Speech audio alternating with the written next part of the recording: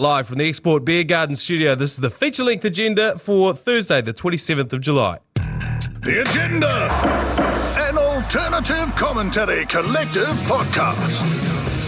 G-Lane away on school camp duties, which leaves myself, Manaia Stewart, and yourself, Matt Heath, here. How are you, Heath? I can't believe G-Lane passed the police test. When I went on my kids' school camp, you have to be a full investigation from the police. There's no way. How did they get through that? This is shocking, actually. This is corruption of the worst order. You don't need to be a super sleuth to find out all of G-Lane's demons either, do you? No. They're published there for public consumption. What is wrong with our police department and our schools allowing G-Lane to go on a school camp? Also, what a double-edged sword that you have to take a week's leave to go on school camp. You know, like I feel like your workplace should be like, we'll cover this. You don't have to burn a week's leave for this because you're doing the Lord's service. You're looking after other people's kids. Oh, yeah. Oh, my God. And these days on school camps, I've done a few recently, there's no drinking. So it really is the Lord's work. There's no alcohol allowed at all. So you remember when you were on school camp when you were a kid and you'd hear a ruckus coming from the teachers and parents in the other room, and every now and then some dad would come out and go, shut up, you kids, and then go back in. You'd hear some dance music coming out from the other room and he'd slam the door. No longer on. Oh, my God. Oh, well, God bless G-Lane. It used to be a great way to hook up with single mums. Is it? I know, it used to be. I don't know if it is now. Okay. Yeah, anyway. Well, shout out to G-Lane, whatever he's up to at the moment. Let's get into item number one. Football Ferns fever, Maddie, has it infected you? It has, actually. I went along to see the USA versus Vietnam, and my whole neighbourhood became complete. It was like the United States of America. The whole streets were packed with people singing USA songs in the full outfits. It was really, really freaking cool. And the US team's very, very, very good. Yes, yeah. They've won, 3 out of the last 6? Yeah. Something like that. But I've got tickets to a quarterfinal, and I want to see the USA again. So they have to come second in their pool. They have to lose to the Netherlands for me to see them again, I think. Oh, so right, because otherwise they'll be... I haven't got tickets to Portugal. But yeah, big supporter of the US team. They're very cool. Was there any sort of... Obviously, you mentioned that everyone around your neighbourhood was all in on the US. Any mention of the war that they bring up? Was there, the whole Vietnam situation? Yeah, was there like Agent Orange being sprayed around? No. In the stands? I figured they might come out to Fortunate Son, like when they came onto the field. In Iroquois helicopters. Would have been pretty good. But I understand that 40,000 US fans have come to New Zealand, or some in that number. So when all of them come to your neighbourhood to get steamed before the game, it's quite a vibe. The streets were absolutely packed with partying Yanks. I noticed that as well. We're at just the exact same bar that we go to almost every day here across the road. And when the tournament was starting on was it a Wednesday last week that it started? Thursday. The place was going nuts. There were people dressed up, people lime scootering around the city with flags draped around their shoulders. There's a real party atmosphere. My only issue with it is, can we stop sharing these events with Australia? Because we're not, I know on the map, if you're an American, you look at us and go, it's just right beside, it's not right there. And like you say, if you want to follow your team around, well, yeah, they're playing in Auckland this week, and then they're playing in Sydney. Yeah. It's a different country. You got to go through customs. It's an entire day in transit. Yeah.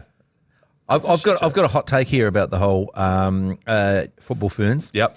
You will know when women's football has reached parity with male sport when they get slammed for losses. Yeah. The headline in the Herald, courageous loss to the Philippines. Yeah.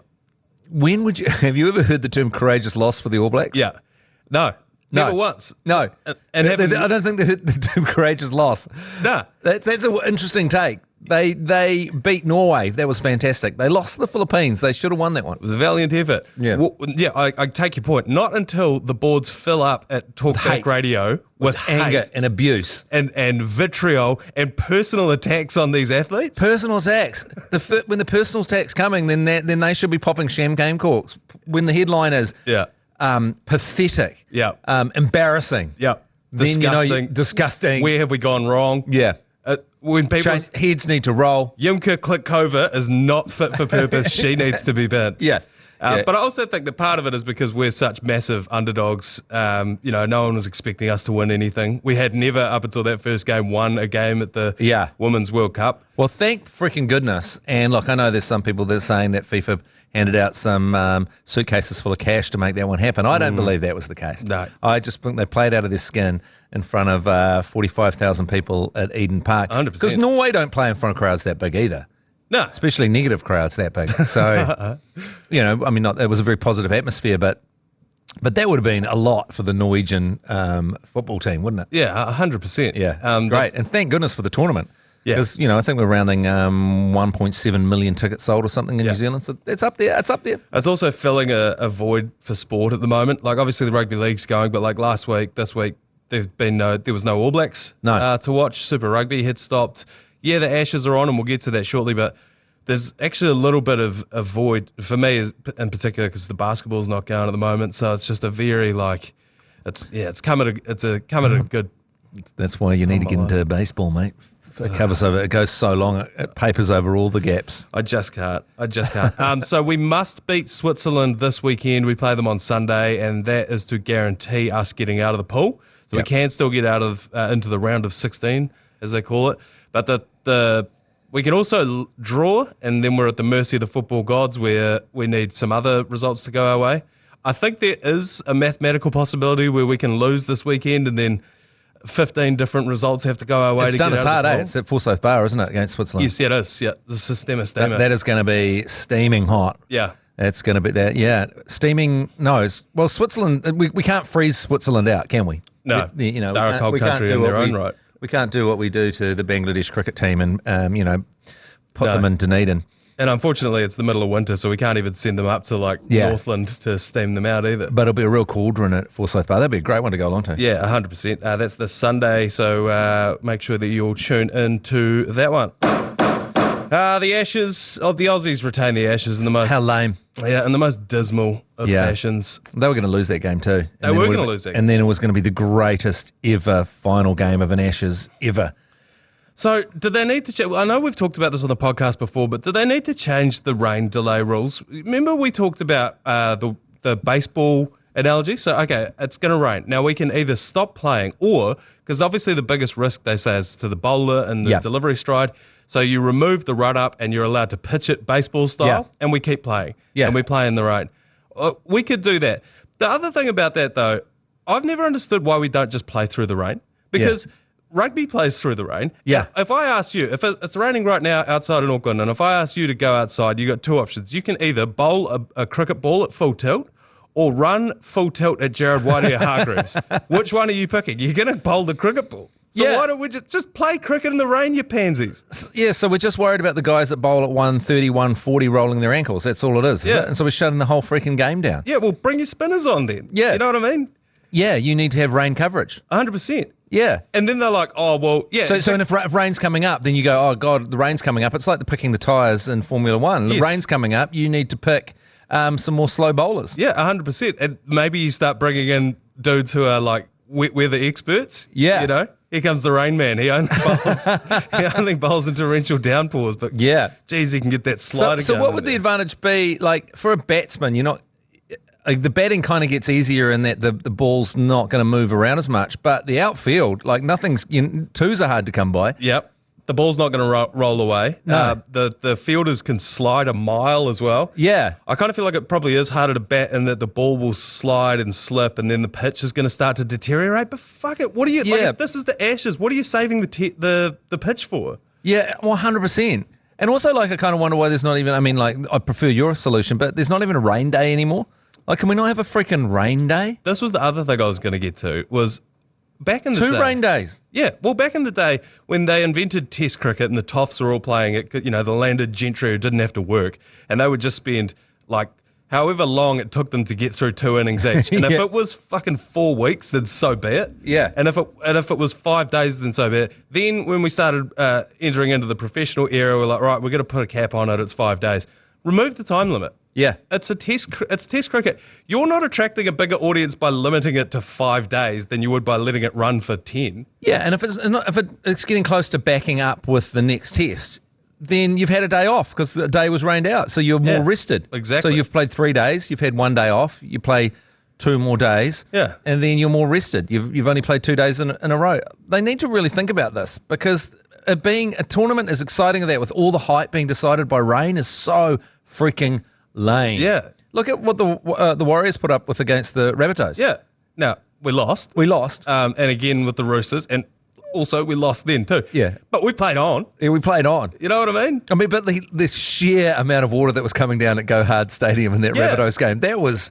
You're 100% right. You cannot say that it's more dangerous to bowl a cricket ball than it is to play rugby league in that kind of weather. No. You know, slipping into someone's, knee right in your freaking shoulder, face. Yeah. Head-on-head action. Yeah, it's bollocks. It is bollocks. So Hard enough. So just play on. And, maybe Aussie were going to win that one anyway. Maybe the rain would have played into their hand and they bring their rain man in. Maybe Nathan Lyon miraculously recovers from his calf strain and he comes out there, he's tweaking again and whatever.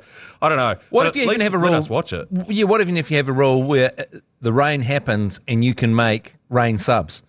So you can change out your bowling. So you go, if it's rain, okay, for this you're allowed to bring in 2 rain specialists. Yeah. Which, slow, The weathermen. Weathermen, yeah. You got Jim Hickey on the bench, and now you can bring him and Dan the Weather Ghoul out, and they get to go. So there's going to be one more Ashes match, one more fixture. It starts tonight. Has it taken a bit of sting out of this? Well, why? I've got a bit of an issue with, has this happened in State of Origin as well? When there's a dead rubber and then people are like, I don't care about it. These are still the 2 best cricket teams playing in a test match against each other. It doesn't take any of the sting or venom out of it for me. No, I'm excited about it. Plus, there's been so much shit talking between the 2 teams as well, with England coming out and being like, that's not the way that we would have wanted to win. We wouldn't have celebrated that kind of win. Then all this footage of them in Ashes past being like, look, if it rains tomorrow, we'd be stoked. That'd be the win for us. So, Well, it can still be tied, even though the Ashes still goes to Australia. Yeah. Yeah. So, I mean, that's something that's a lot of joy to be had. Yeah. Have you been watching any of the Major League cricket? Yeah. I watched a couple of games. It's pretty interesting. Yeah. The early games, I haven't watched any more. No. But the crowd was good in the first couple of games. Is the crowd still? Have they stayed in there? They have. But I was talking to Laura McGoldrick, whose husband plays for the Texas team. I don't know. But she was saying that she was walking around asking people about it, like, "Oh, are you guys excited for the cricket?" They're like, "Oh, the cricket's here? Yeah, really cool." And they just got no idea. Yeah.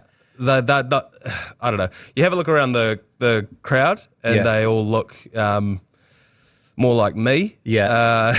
They're all sitting in the stands there. I don't know that we're converting Texans to the great sport of cricket.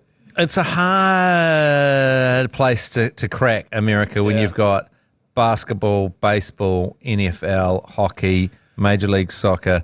There's a lot going on every second, and every second that isn't actual play is drafts, and they've got it pretty well freaking sorted out. I mean, cricket going up against baseball, teams play 182 games a year. Yeah. And there's 32 teams, and then there's drafts and trades and all that sort of stuff, as you mentioned, the history too.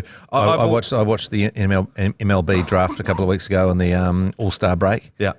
Boy, that was dry. Yeah. That was dry viewing. Well, and this is the thing. This is what I've always said. Like, I know you're campaigning to get more people converted over into baseball. Yeah. I really genuinely think that you only have bandwidth in your brain for either baseball or cricket. You can't have both.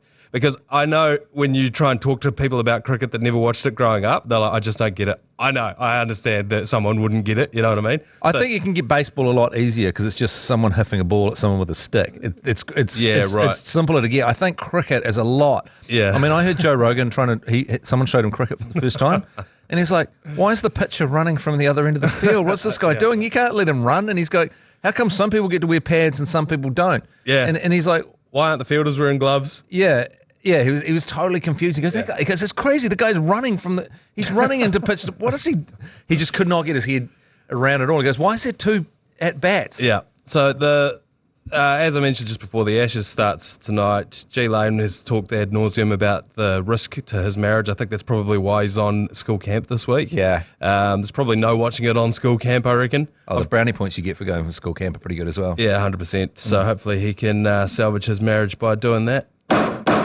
Move on to the rugby. Eddie Jones has been talking absolute gobshite again this week. He's been saying all sorts of stuff about the All Blacks need to be worried about the Wallabies. After they got spanked by Argentina. Who we spanked. Yeah. And they got spanked by South Africa, who we spanked. I was talking to Peter Fitzsimons, the old Wallaby lock this morning. We interviewed him on the Matt and Jerry Breakfast Show. And he said, we wanted Eddie Jones back, for the energy he brings. And we wanted the hot takes. We wanted to lean forward at press conferences. But It doesn't quite ring true. No.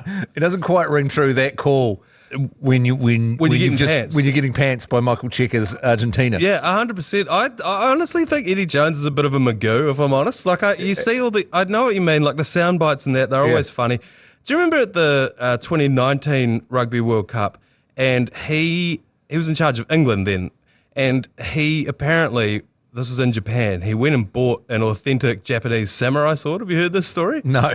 So he buys this like samurai sword and he takes it into the dressing rooms before one of the games, and he sends someone out to go and get him a kiwi fruit, and he puts this kiwi fruit on the table and he's like giving his pre-game speech, and in the middle of the pre-game speech he pulls the samurai sword out and slices the kiwi fruit in half in front of his team and goes, "That's what you guys are going to do to the All Blacks tonight." And they did.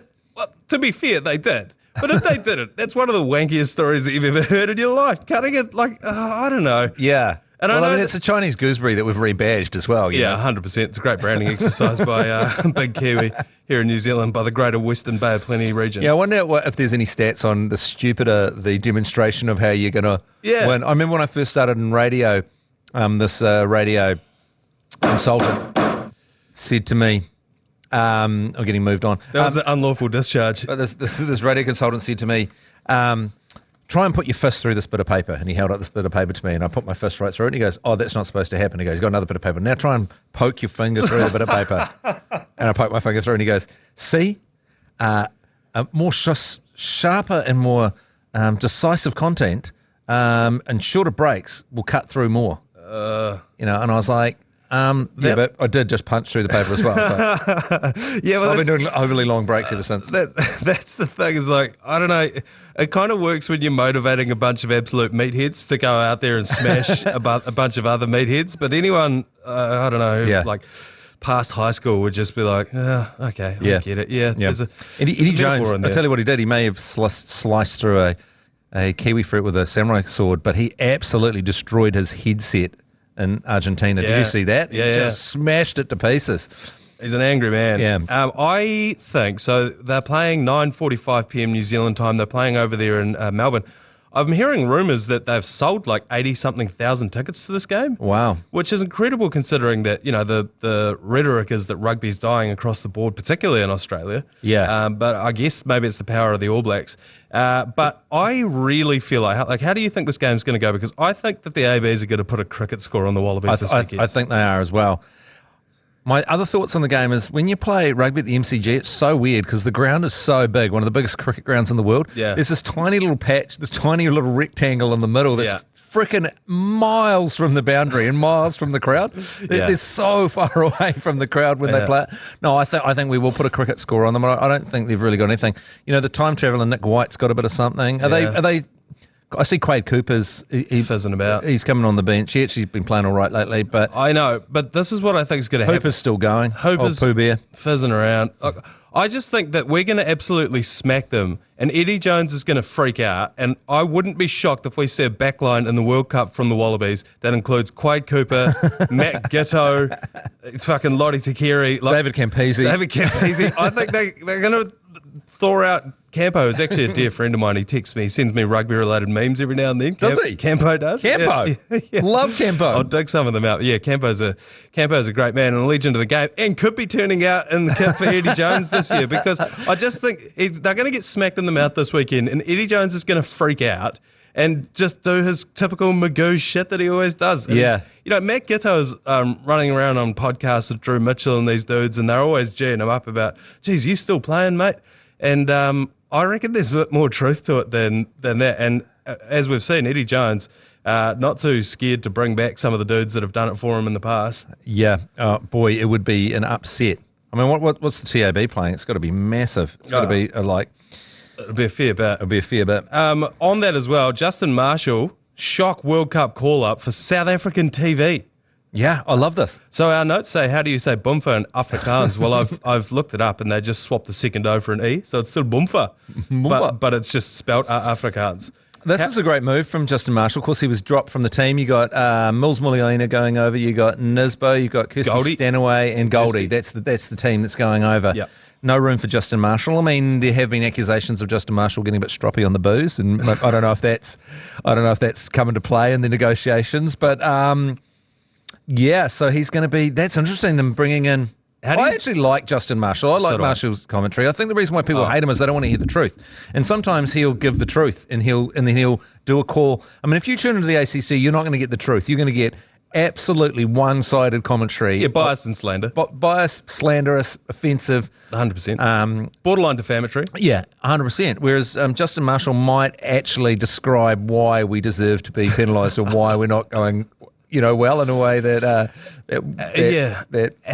How do you think he's going to be received by the South African rugby viewership? Well, is he going to take a pro-SAFA approach to All Blacks South African games? Will he have to sell his soul? Yeah. Or is he going to be more like... Because, I mean, you take the great commentators, like Shane Warne's commentary in England was so freaking good because he was really, really balanced. Warne. Shane Warne, whereas as opposed to Ricky Ponting, whose head is so far up his own ass that and so pro-Australian, it's hard to kind of... You've got to take their lines, and that's what he naturally does. Justin Marshall naturally just describes what he's seen. Yeah. And says Boomfa, and I've enjoyed that yes boy every and now then trademarks Boomfa. And that's good. They might not know those sayings. Like when he that might be a meme right across South Africa when he goes, oh me, oh my, yes, I've enjoyed that yes boy. Yeah. That's going to take off. But you've got to think about commentators that we've exported overseas. What about Danny Morrison? Yeah. He's the voice of Indian cricket. Yeah, and he's on that Major League Cricket tour as well. Yeah. He obviously just goes around the world commentating cricket. This might be sometimes you lose your job and it's the best thing that's ever happened to you. That might be the case for Justin Marshall. Yeah, 100%. We're heading down south, by the way, for the ultimate daytime head-to-head between black and yellow when we play Australia next week. So we're playing at the Sistema Steamer. And I'll be down there with G-Lane's credit card. So if you want to join me for the ACC Ultimate pre-game in Dunedin, down at the Kensington pub before the ABs take on Australia. That's not this weekend, that's the following weekend. At the Sistema Steamer, Forsyth Bar Stadium. There will be Export Ultra drinks specials on offer. Drinks specials, very special. on offer. Free export merch for the first in the door. Free export merch for the first few people through the door. If you're in Dunedin, text Ultra to 3236 and be in to win one of three $150 food and beverage vouchers, all thanks to our mates at Export. So you don't even have to go and watch the game. You could just come along. Oh, that'd be good for you back in your own old stomping ground. It's gonna be hazardous. Yeah. Are you going to be watching from the zoo? I don't know. Did they do the zoo for the All Blacks? I don't know. No, but you know where the zoo is. People still know in Dunedin not to go there if they're not wanting to have a good time. Yeah, right. Yeah, although to be fair, people that really want to have a good time fail to have enough money to go to see the All Blacks, generally speaking. It is prohibitive, the amount that it costs to get. The good company here, NZME, the ACC, have not... they're happy to fly me down to Dunedin to host the pre-drinks. Haven't bought me a ticket. You're going to be adjacent. You'll be around the area. Well, I've been pestering the Enor family to get me into the whatever corporate box that they're fizzing around at. Well, I couldn't believe... There is an NZME box down there. You know that, eh? No? Yeah, there's an NZME box. What does the guy have to do? Give up his weekend, fly down there and run a whole bunch of promotions? I think what someone has to do is be... What? Working in sales. Oh, working in sales, yeah, sorry. Working in sales. I don't know. Yeah, I don't know if you'll get out of there alive. Down there in Dunners? Yeah. I'll be doing a bit of work in the Octagon, so come find me as well. Oh, that's what I was going to say, actually. I forgot. I went and bought tickets to the Women's FIFA World Cup the other day, and I bought a bunch of tickets. I want to take my boys along, and then I went to check out. And I went, oh, hang on, there's made a mistake. I've only bought one ticket. Oh no, this is a disaster. And then I went back and went, oh no, these tickets are very, very cheap. Oh, I was just used to, you're used to fucking just having that horrible feeling when you look at $800 leaving your bank account to go to something, and the tickets were like it was I paid $120 for 4 tickets. I'm like, Jesus, that feels good. Yeah, well, it's a cost of living crisis. But as G Lane's always said, like FIFA are more worried about empty seats than turning a profit on these kind of things. So they just want you to get in there. Due to a massive demand for the Ultra Beer Garden Tour to France, the Good Buggers Export have secured us more seats on the plane, 4 more seats actually. So we're going to trip for you and 3 mates to join the ACC team in Paris. That's me, that's you, that's Lane, and that is Hauraki webmaster Joe Jury at this stage. pending his, he's got a few things going on behind the scenes, disciplinary issues. So get to our Instagram page at the ACCNZ. Find the post pinned to the top of our page. Tag your 3 mates that you'd bring along on the trip. Share the post to your story. Tag us so that we can find you, so that you show up in our DMs. Like our page, like the Export NZ page. There's a few hoops to jump through, but it's all explained on the ACC Instagram page, and you can come and join us. A group of 4 would be good. I mean, that's what we're going as. Another 4. We're getting quite a posse together, aren't we? There's going to be like 30 people coming on this trip. This is a massive trip. It's a massive trip. It's only like 2 months away as well. Yeah. I mean, what could possibly go wrong in France with 30 people? A few things. So, yeah, head to the ACC NZ on Instagram, check out all the details, and enter there. Court Session, we've launched a new netball podcast. You can join former Silver Ferns, current ANZ Premiership players and ACC netball commentators Erina Makaire and Sam Winders for a very special Netball World Cup podcast series. First one's out at the moment. For 6 World Cup special episodes, Netty fans can tune in and get the latest on and off-court action with a slice of the ridiculous from 2 of the biggest characters in the game. The tournament kicks off tomorrow. Some very friendly times for New Zealand. They've condensed this. It's almost like an age grade tournament. So they're playing tomorrow. They play back to back to back. They play in the morning South Africa, which is 7 p.m. our time in New Zealand. So if you got good Sky, prime time. Oh, it's prime time. It's perfect. As we were just saying before, this void that we're filling with all these sports. It's a real condensed schedule. We're playing Trinidad and Tobago first up. We're going to smash them. Now, have they split out the West Indies to try and fill up the tournament a bit? Is that what's going on there? Is the Bahamas in there as well? I don't know. I don't know. I tell you who else is in there. Uganda, that's who we're playing second up. And then Singapore. So you would have to say that we could just about sleepwalk into the semis. But I had to listen to the podcast Court Session, as we just mentioned. Go and have a look for it wherever you get your podcasts. Some real good behind the scenes stuff. I don't think we get enough of that from netball players, because they have some loose behind the scenes functions and that kind of stuff. So it's good to be able to take you behind the curtain on that kind of thing. The only behind the scenes netball stuff I've ever heard is, my co-host on the Man Jerry Show, Jeremy Wells, he was making an episode of a TV show where he put a camera on his head and visited a lady of the night. He visited for 7 sharp. This was back in the day. I think this was having a newsboy. So he tied a camera to this is when prostitution was first made legal. And so we went in there with his camera and filmed himself with a prostitute. Anyway, his mum had just decided she was managing New Zealand netball at the time. Oh. And they decided to sit down and watch her son over a few drinks. Oh, he's on the TV? On the TV. Okay, my son's on the TV, so she sat down with the netball team and that happened, and apparently it was quiet. It was quiet in the room. It was quiet in the room. Problematic. So yeah, go and check out Court Session wherever you get your podcasts. We are backing Black as well, thanks to Dulux. We've got plenty of admin going on at the moment. We've got an epic Panasonic home theatre set up on the line worth over $6,000 this AB season. Let me walk you through what we've got to give away. It's a Panasonic 55-inch OLED TV. We've got the soundbar, wireless headphones, $500 Dulux voucher. If you want to win that, text Dulux to 3236. What will happen is we'll send you out a wee Dulux black test pot, and you can paint something black. Send us in a photo of whatever it is that you've painted black to support the All Blacks, and you'll go in the draw. Just have a bit of common sense about what it is that you're painting black. Yeah. A fence, a rugby ball, a doorknob, your letterbox, a flag, a rugby sock. We've been asked to stress, don't paint your face with the black test pot. Don't get all Justin Trudeau on it. Yeah. Look, it's a different time. You just can't really be doing that kind of thing. I remember, and I'm sure I've told this story, I think to you before, that I feel like face painting in New Zealand's sort of gone by the wayside. My dad, one day when we went down to watch the Crusaders take on the Landers at Carisbrook, and he painted both our faces. He went red and black, and I was blue and yellow. Other way around. Whatever. He bought fence paint, and by half-time, the fence paint had set, and he turns to me and he goes, "Can you move your face?" And I was like, "No," and he couldn't either. And then he kind of scrunched his face up and it flaked off, and so we had to go home and spent this entire second half. I think he poured terps over his face. He just scrubbed mine, but yeah. So I can't stress enough, do not paint your face with this black test ball. Yeah, that makes sense. White on of the week, Matt Heath. What gave you a white on this week? Oh, this is going to be annoying for you, but Kike Hernandez has just been repurchased by the Dodgers from the Red Sox. He was an absolute hero for Dodgers fans. He's an infielder,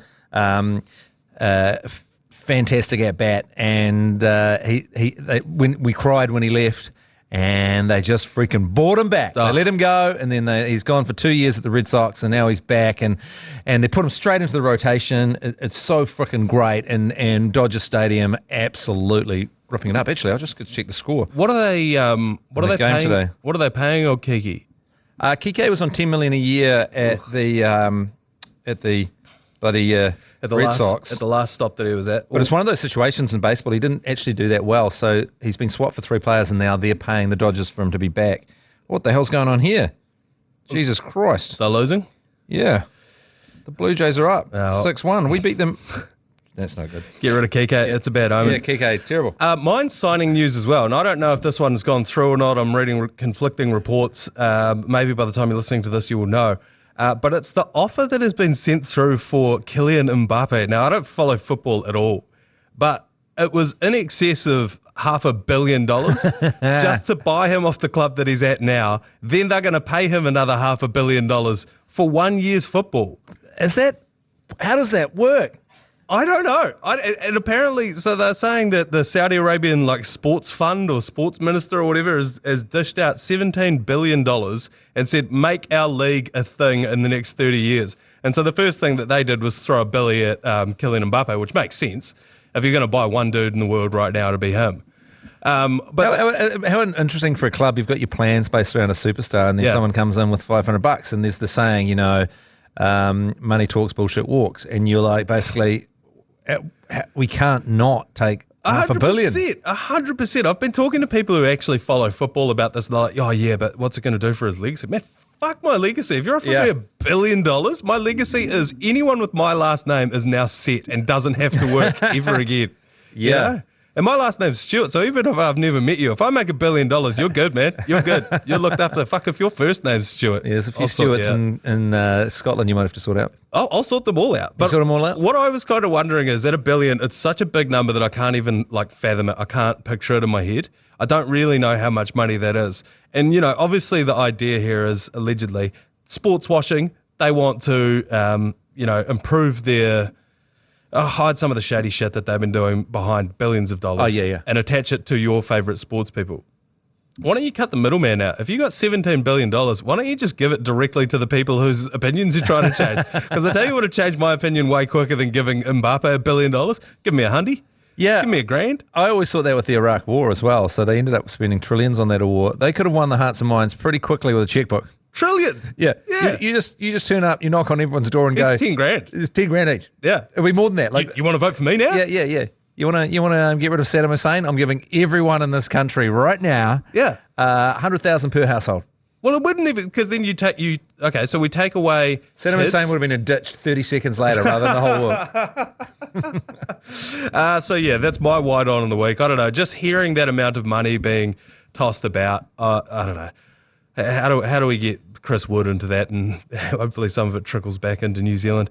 Attendance required. There's really only one thing. There's a couple of things actually. All Blacks versus Australia this Saturday night live from 9:45 p.m. It's quite a late one on Sky Sport Pop-Up 1, Radio Hodaki and iHeartradio. Jeez, we're a moving target, eh? I mean, I was just been promoting all day this All Blacks versus Australia this Saturday night live at 9:45 on Sky Sport 9. Now I see it's Sky Sport Pop-Up 1. Just persevere and just keep looking. You will find it. You will find. You go to the ACC, you go to the Sky Sport, and you will find the ACC. You just have to look for it. It's hidden, but you can find it. It's a real treat once you grub it out. There's 3 spots that you can find it. It's 6, it's 9, and it is pop-up 1. Yeah. But just head on to the... Hey, what's happened to us in the commentary? Have you and me been kicked off we've been kicked off. We did all that hard yards on the Super Rugby. It comes to the All Blacks and the big dogs, James McConey and G Lane, just doing all the commentary. Look, one of those games was at 7 o'clock the other morning. Yeah, I brought myself out of that one. One of the games at 9:45 p.m. this weekend. Yeah. I just haven't really asked this week, to be honest. I'm keeping my head down. I like to be asked so I can reluctantly decline. That's the way I like to operate. I've just been keeping my head down and just be like, no, you guys want to do it? Sweet. All right, let's move on to the TAB good punt. I was going to say game day good punt. Is there a sting for that? Nah, cool. All right, so I've got the TAB lined up in front of me. Adam, I feel like you've just sent me a suggestion. You already placed it? He's taking it out of our hands. Okay. Adam has had a massive track record of putting money into the kitty with these rugby union bets. You've taken it out of our hands here. New Zealand, for the first score of the game to be a try, and South Africa, who they are playing Argentina Sunday 3:05 a.m., for them to be the first try scorers of their game as well, both paying $280 and $290. You multi those up, $712. I don't mind that. That is jam. That is money for jam. And they have come in, as I mentioned. So that is our TAB good punt for the week. Follow along responsibly and direct all hate at Adam Pormana. You know how Instagram listens to you and watches what you watches and starts serving you all this kind of stuff? All I get now is fart videos. Yeah. People don't.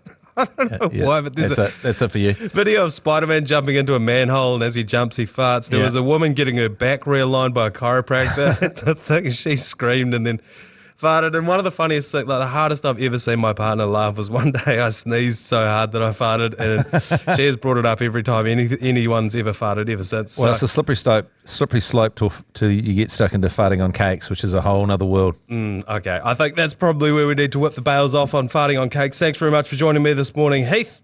Enjoy your weekend of sport. Thank you guys for joining us as well. We will be back tomorrow with a very special edition of the Daily Agenda. Aaron Smith, we can finally, for legal reasons, release that episode. So part one of the Aaron Smith episode, just in time to prime you for the All Blacks taking on Australia. 9:45 p.m. The ACC will be covering that.